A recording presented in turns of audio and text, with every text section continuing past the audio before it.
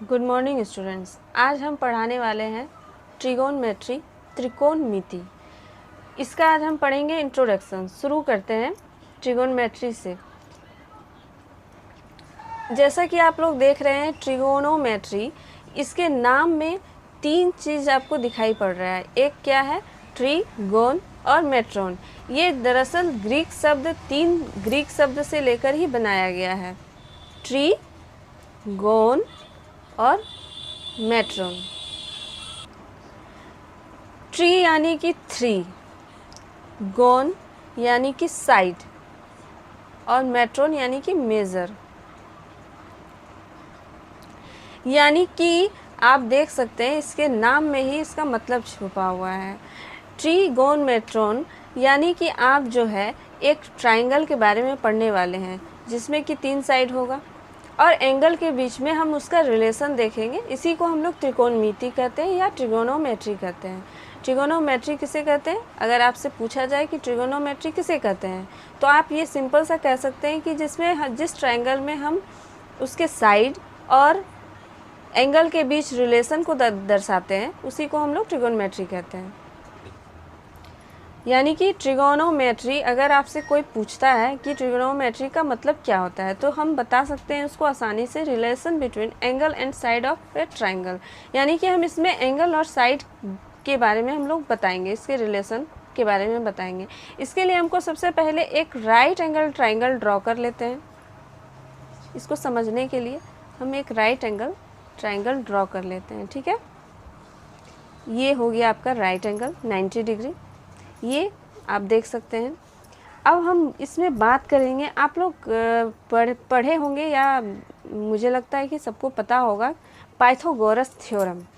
याद है आप लोगों को? मैं इसके बारे में भी बहुत वीडियो बना के डालूँगी। फिर अभी थोड़ा बहुत बता करके निकल जाते हैं, ठीक है, क्योंकि ज़्यादा लेंथी हो जाएगा वीडियो फिर।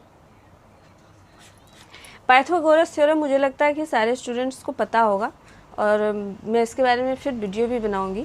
ये आप जैसे कि देख रहे हैं राइट एंगल है ना, ये आपका राइट एंगल है। आपको सबसे पहले ये समझ लेना होगा कि इस राइट एंगल ट्राइंगल में हम इसको एक्सप्लेन कैसे करेंगे। राइट एंगल के जस्ट ऑपोजिट वाला जो साइड होगा इसको हम हाइपोटेनस कहेंगे। ठीक है, ये हाइपोटेनस यानी कि एच। और ये जो दो साइड है ये जो है ये बदलता रहता है। ठीक है, हाइपोटेनस तो ये फिक्स रहेगा कि ये राइट एंगल के सामने ऑपोजिट वाला जो साइड होगा वो हाइपोटेनस ही कहलाएगा। लेकिन P और B में अंतर है, यानी कि परपेंडिकुलर और बेस, जिसको हम सिंपल सा लैंग्वेज में कह सकते हैं P को परपेंडिकुलर एंड B को बेस। तो ये चेंज होता है। चेंज किस तरह से होता है भी हम आपको वही समझाने वाले हैं। अगर आप एक्यूट एंगल की बात करें, इसमें दो एक्यूट एंगल बन रहा है आपको जैसा कि दिख रहा है। तो पहले हम एक एंगल को ले लेते हैं, ये एंगल हो गया C। ठीक है, हम इसके रिस्पेक्ट में बात करेंगे। अभी जो भी बात करेंगे इसके रिस्पेक्ट में बात करेंगे। तो इसके रिस्पेक्ट में हम देख रहे हैं कि इसके जो ऑपोजिट वाला होगा, यानी कि ये साइड ऑपोजिट एंगल C, ये हमेशा याद रखिएगा, जिस हम एंगल के रिस्पेक्ट में बात करेंगे उसके ऑपोजिट वाला साइड वो हमेशा P होगा, परपेंडिकुलर। ठीक है, और उसके एडजेसेंट यानी कि उसके पास वाला जो साइड होगा, यानी कि side adjacent angle to angle C, ये हमेशा B यानी कि बेस होगा। इसका हम देख सकते हैं ये बेस है। ठीक है, तो ये याद रखिएगा, जो राइट एंगल होगा उसके ऑपोजिट H, और जिस हम एंगल के रिस्पेक्ट में बात करेंगे उसके ऑपोजिट वाला साइड वो P होगा, और उसके साथ वाले यानी कि इसके संलग्न वाले यानी कि एडजेसेंट जो होगा वो B होगा, इसके साथ वाला ये बेस होगा। ठीक है, अब हम आ जाते हैं पाइथागोरस थ्योरम के बारे में। पाइथागोरस थ्योरम आप सभी जानते होंगे, h² =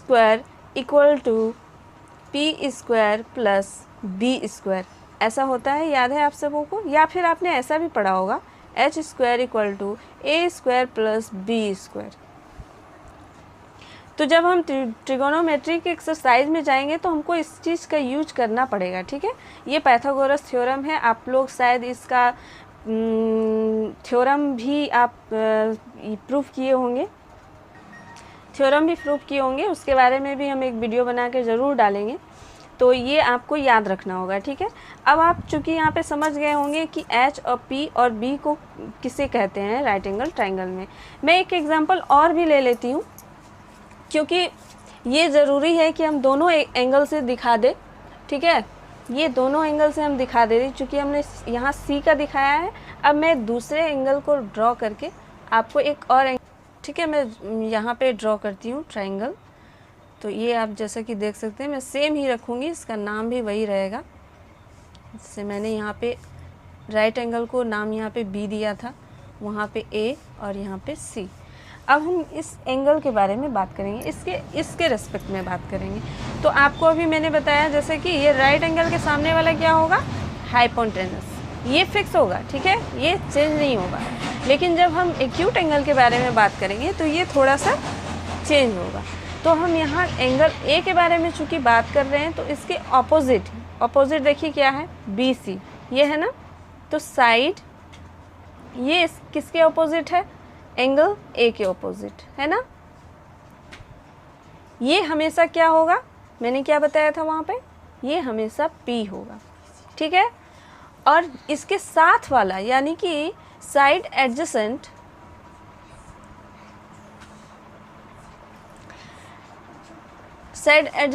टू एंगल ए, ये क्या होगा बताइए ज़रा।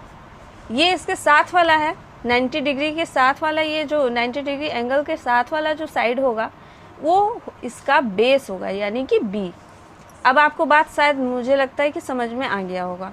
मैंने पहले ही बात किया था यहाँ पे हाइपोटेनस चेंज नहीं होगा, देखिए दोनों में हाइपोटेनस वही है।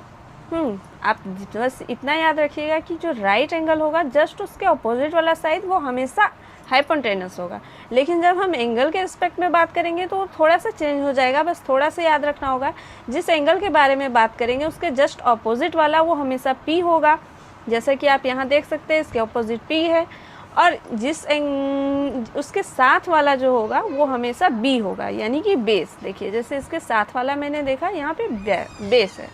अब हम ये पाइथागोरस थ्योरम में ये आसानी से लागू कर सकते हैं, है कि नहीं। चलिए अब हम बात करेंगे इसके आगे रेशियो के बारे में हम लोग पढ़ेंगे, ठीक है, ट्रिगोनोमेट्रिक रेशियो के बारे में।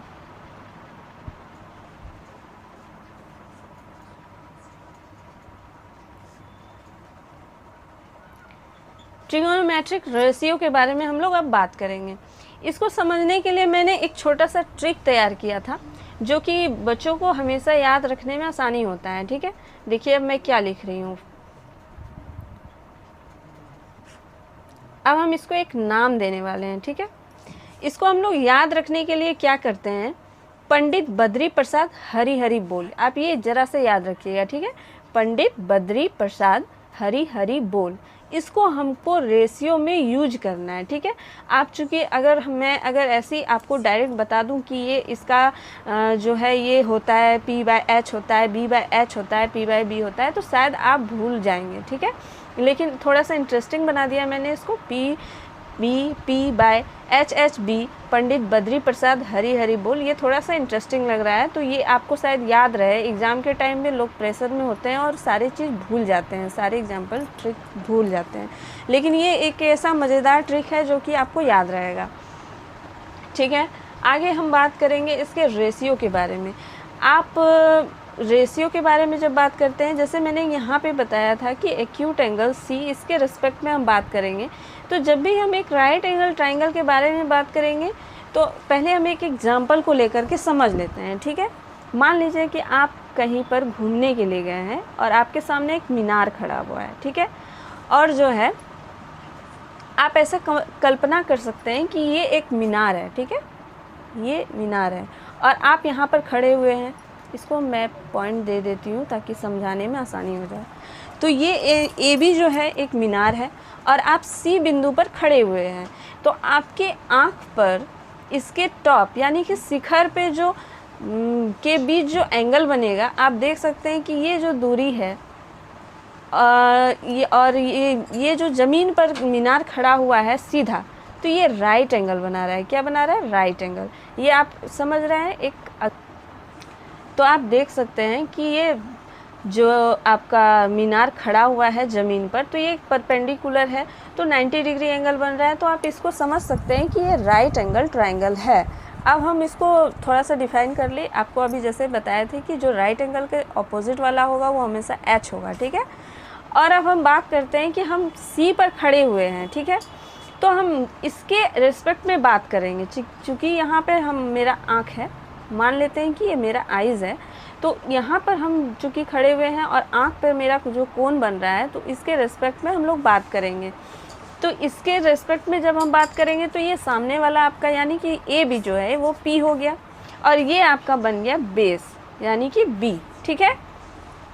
अब हम इसको समझाने के लिए आपको पता नहीं होगा शायद कि इसका हम यूज कैसे करेंगे। ये तो आप याद रख लीजिएगा कि पंडित बद्री प्रसाद हरी हरी बोल, इसको यूज कैसे करेंगे। अब ज़रा से यहाँ पे हम लोग आते हैं, और चूँकि हम लोग यहाँ रेशियो के बारे में बात कर रहे हैं, तो कुछ फार्मूलाज हैं जो कि आप इससे आसानी से बना सकते हैं।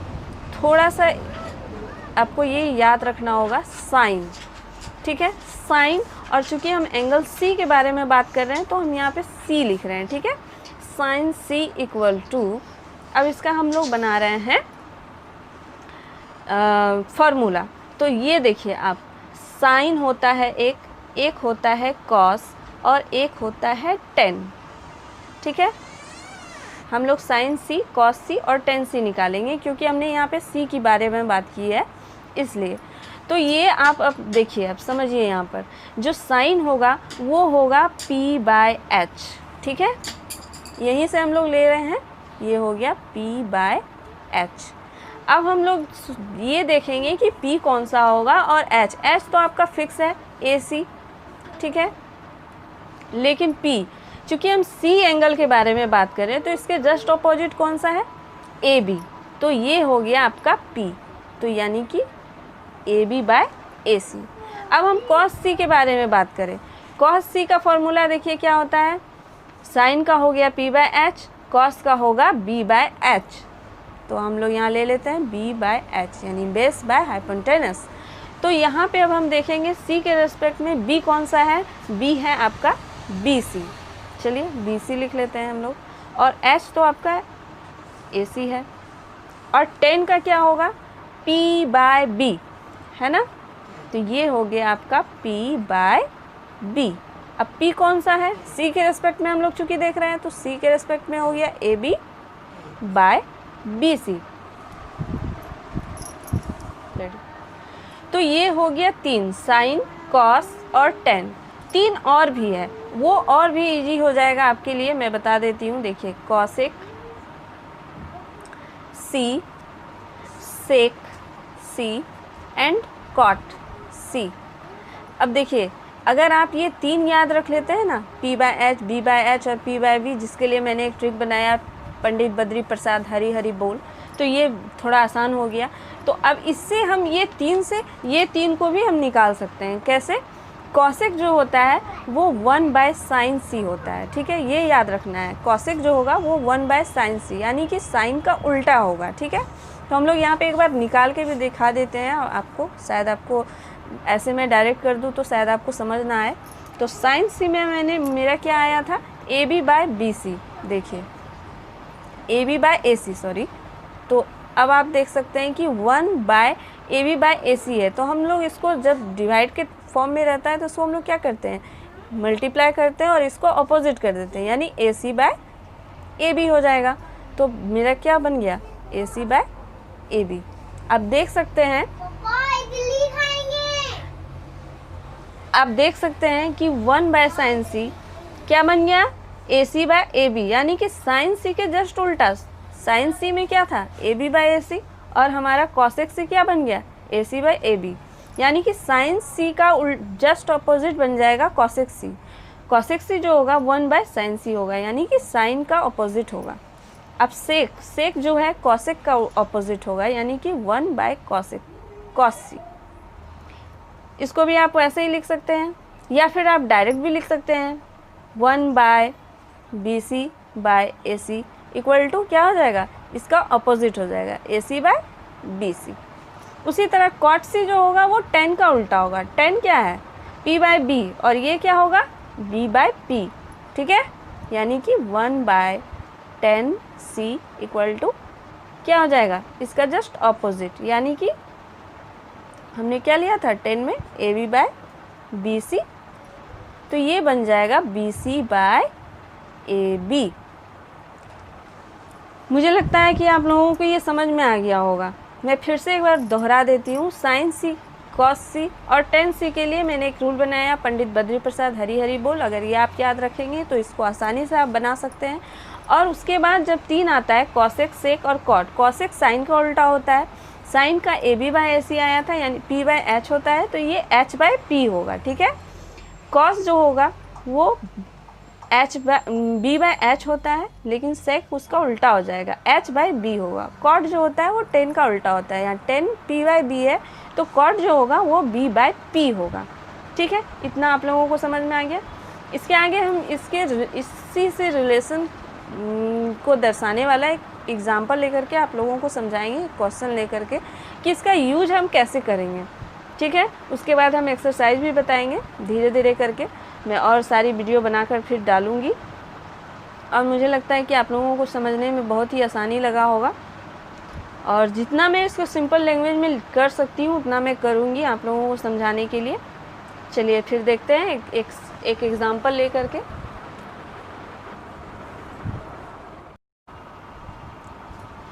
तो हमने एक एग्ज़ाम्पल ले लिया, एक question. In triangle ABC right angle at B, AB equal to 24 centimetre, BC equal to 7 cm and determine 1 number दिया हुआ है साइन A और कॉस A, 2 नंबर में sine C and cos C। तो अभी जैसे हम पीछे बता रहे थे आप लोगों को कि साइन और कॉस को रेशियो कैसे निकालना है, तो हम लोग सबसे पहले इसके लिए हम लोग को एक ट्राइंगल ड्रॉ करना पड़ेगा, ठीक है, राइट एंगल ट्राइंगल। और आप क्वेश्चन में देख सकते हैं कि राइट एंगल कहाँ पे दिया हुआ है, B पर, ठीक है। तो हम B पे लिखेंगे, ओके। ये हो गया राइट एंगल। अब इसमें कुछ वैल्यू भी दिया हुआ है। AB इक्वल टू दिया हुआ है 24 सेंटीमीटर, ठीक है। तो यहाँ हम 24 सेंटीमीटर लिख देते हैं। BC हो गया 7 cm। अब आपको देख सकते हैं कि हाइपोटेनस यानी कि AC H दिया हुआ आपके पास नहीं है। जो राइट एंगल के सामने वाला क्या होता है, H होता है, अभी आपको बता रहे थे हम।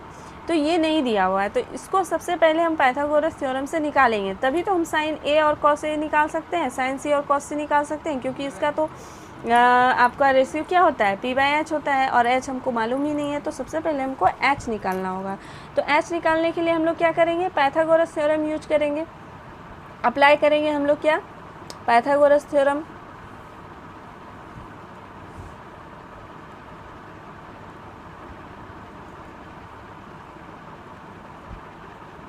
पाइथागोरस थ्योरम क्या कहता है हमारा, h² equal to A² plus B², यानी कि बाकी जो साइड होगा उसका स्क्वायर का ऐड होता है h², ठीक है।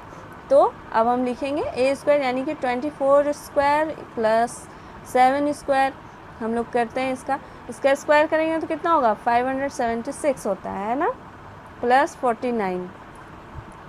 अब h² इक्वल टू क्या हो गया, अब हमको निकालना है h² है कि नहीं, तो हम निकालेंगे h², सॉरी यहाँ पे h² नहीं लिखेंगे, हम लोग h लिखेंगे।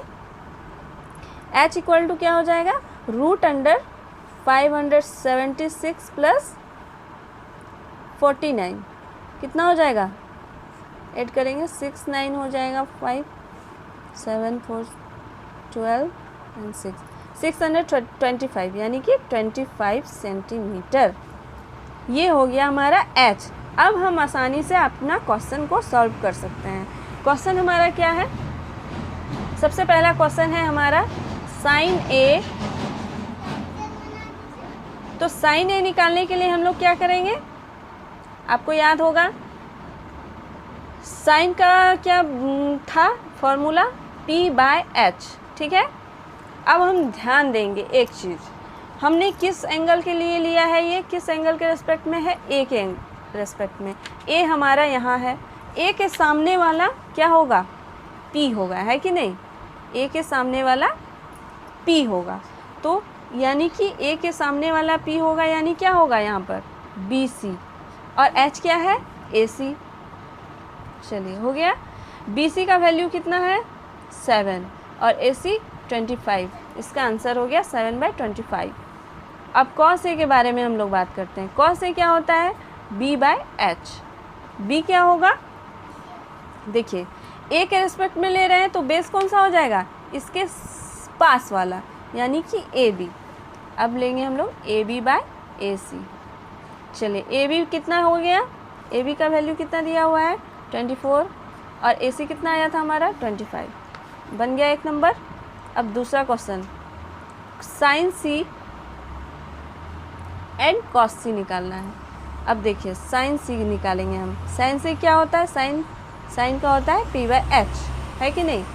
तो अब हमको यहाँ पे देखना है कि ये एंगल C के बारे में बात कर रहे हैं, तो C के जस्ट ऑपोजिट वाला क्या होगा P, यानी कि AB हमारा बन गया यहाँ पर P।